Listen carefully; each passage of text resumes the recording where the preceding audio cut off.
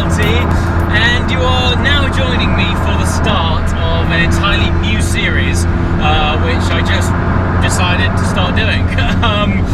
This series is going to be an interview series with iconic people from around the automotive world. I'm titling it Full Chat, and today is my very first interview with someone very special and very influential within the automotive industry. It is none other than Frank Stephenson. He's currently the design director at McLaren, but his back catalogue is incredible.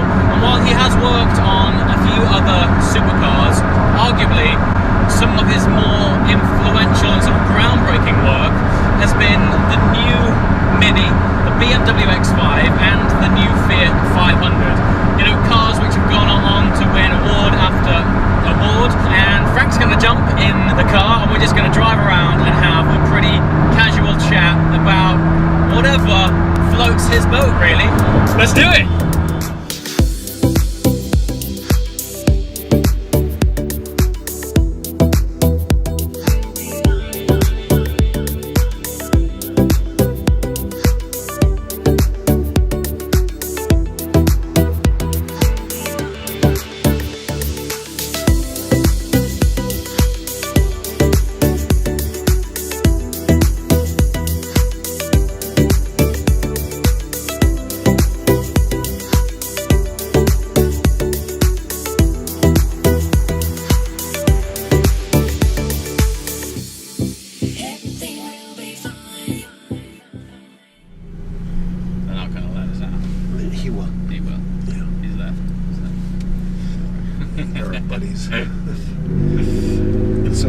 How did you come to be working for McLaren anyway? McLaren, well, it's been a long haul, long ride, I guess, but I guess you got to start somewhere. As a kid, I was always interested in drawing, really interested in animals, nature, all that kind of stuff.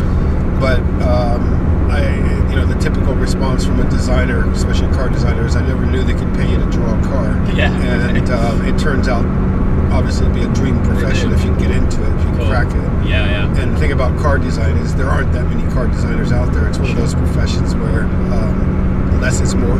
Sure. Pretty much, because more designers, the more prima donnas get involved in the team. And your product starts, when you get too many designers on a single project, your design starts getting a little bit mixed up and even watered down sometimes. Yeah. We at McLaren have an extremely small team. Probably, I would say, the smallest car design team in the world, which is fantastic. Keeps us at full tilt, working all the time, flat out. But when it's something you love to do, you just can't get enough of it anyways.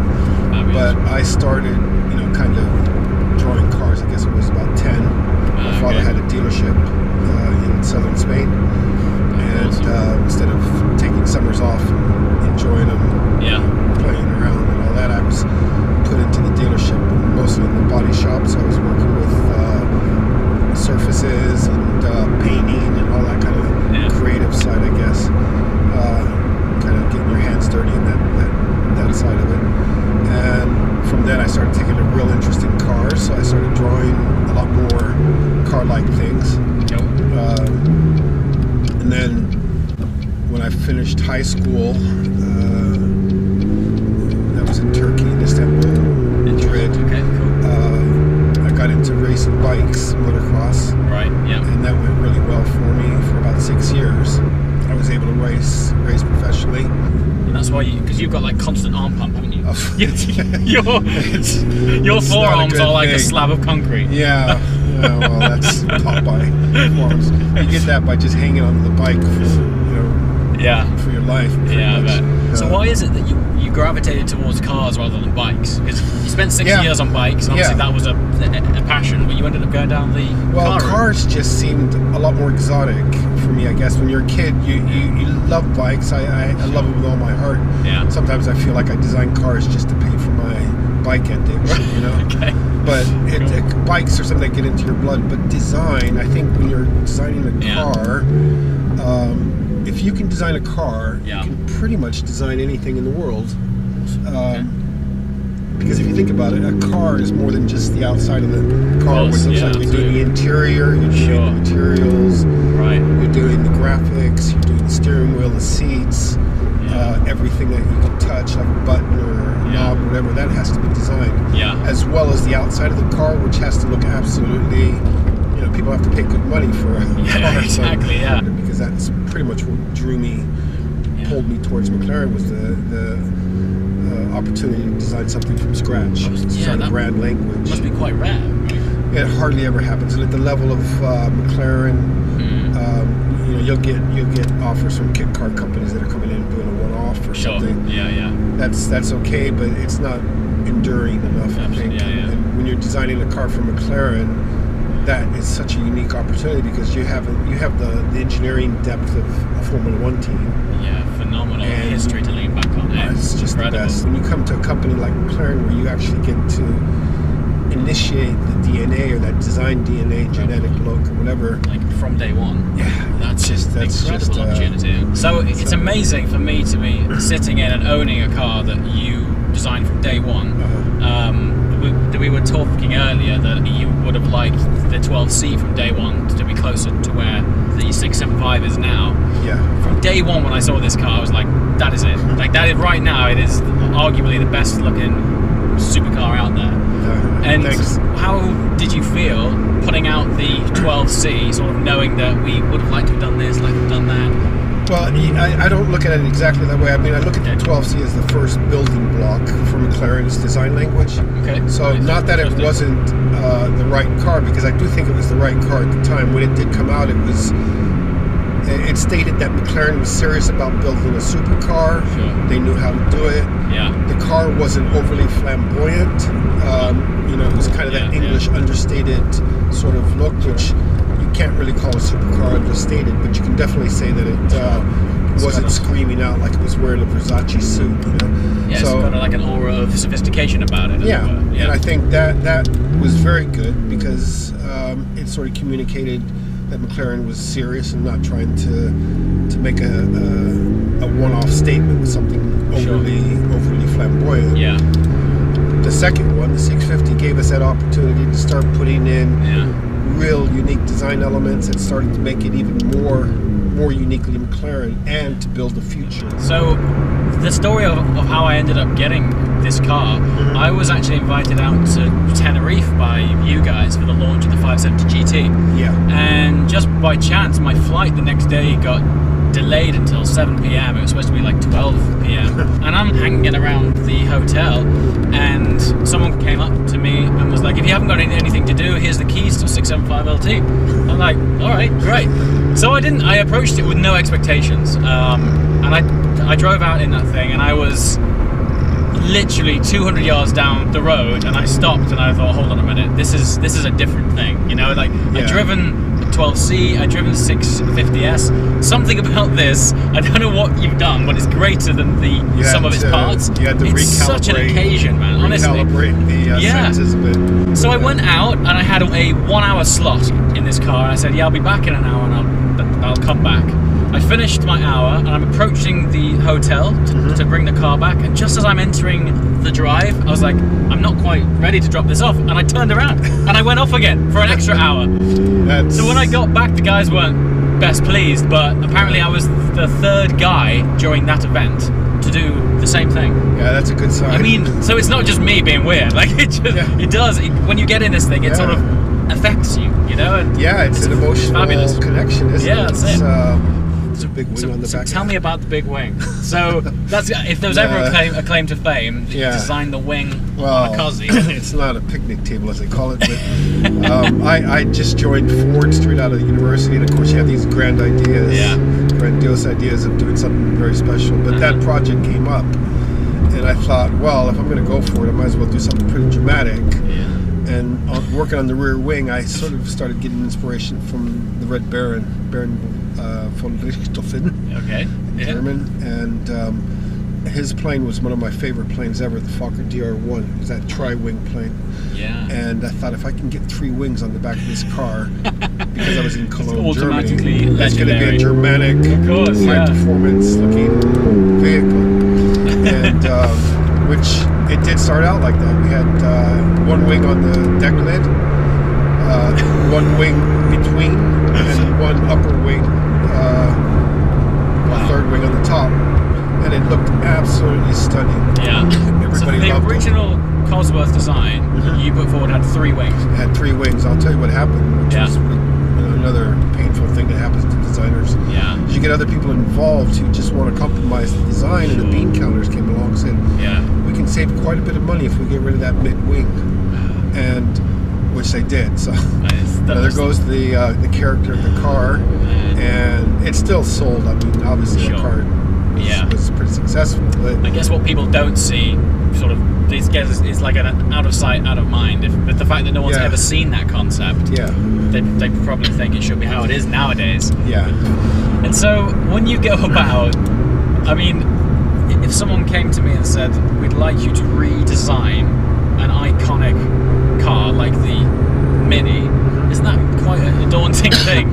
To think that you're going to influence. If you get it wrong, it's daunting. But if you get it right, it's a major mistake. But I mean, like anything else, there's always a logical and an illogical approach to it. I took a very logical approach to it. Okay. And there are 15 designers that were working on coming up with their 21st century interpretations of the Mini. So obviously, 15. That's it's unheard of. Well, never before, never again, because it was so expensive to get 15 full-size models of the future Mini out there. But but they had to do that, or they wanted to do that, because they had to, right. they wanted to nail it, basically. Yeah, of course. So there's many different interpretations. But we had a month to design the car, and we had 5 months to get it built by your team of modelers. So it was a 6-month process.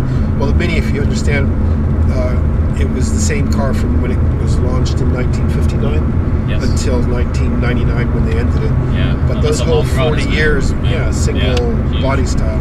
So my idea was, if the Mini had changed progressively every 10 years, what would have happened? So my first week of sketching, I designed the 1969 Mini. The second week I did the 79, the third week the 89, and the fourth week, the last week, I designed what I would have interpreted the 1999 Mini. So there was a genetic link. You know, when you say this, it sounds so obvious, but to think of it that way. Well, interestingly, my first car was one. My first car was a black Mini Cooper with a white roof. Did you give it a name? I called it Guinness, because it was black with a white top. Fantastic. Guinness. So currently, my first and latest car were both designed by you. Wow. That's mad. Crazy, man. That's coincidence. So we've had a brief chat about the exhaust, and it's my favourite story, because you'll never look at the exhaust the same again. Way. Just on the run Mini. These guys by how that came about. Well, that was probably the most hilarious story ever in car design, from my point of view, obviously. But it was a late night. It was the night before the big show where we were going to present all the different Mini models to the executive boards of BMW and Rover. So obviously, with those 6 months to build the car, there's never enough time to do them. So that last night was an all-nighter, pretty much. Yeah. But we pretty much got finished around midnight with the clay model, the full-size clay model.